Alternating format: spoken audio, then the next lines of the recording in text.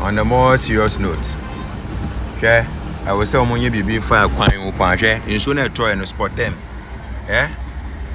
kwan ni na block sport them akakre ya o. This rainy season we driver ni na wan ye careful there gata mu there obehye pan main road so Pukwase to Achimota main road so nso na toy no traffic aka wo mu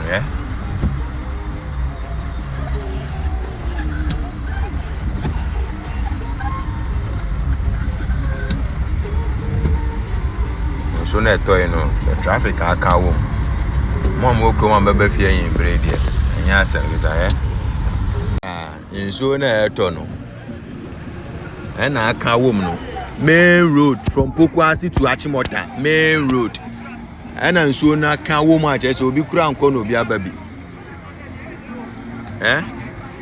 na incoming cars omo free Accra besia akwa amasaman no omo afa Pukwase for omo free Pukwase besia akwa Accra no omo lemu na aka wo mu na traffic na sim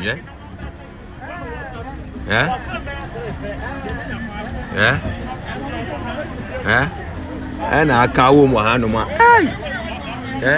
obi taxi there be eka left and right in outer lane outer lane in pony inner lane no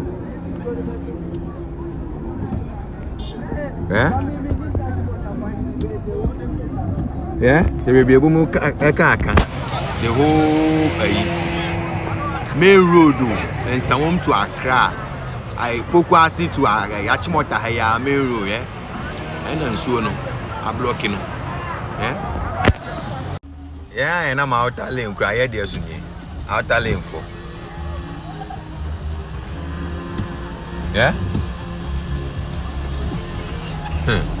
I ask them all left and right in a lane can't be uncome I don't know my park or in a lane can't be uncome I'm almost free.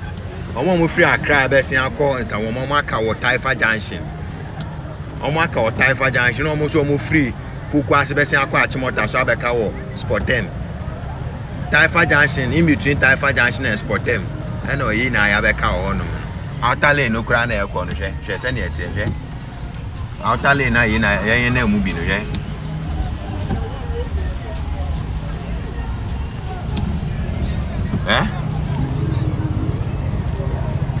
Ebe obi ka aka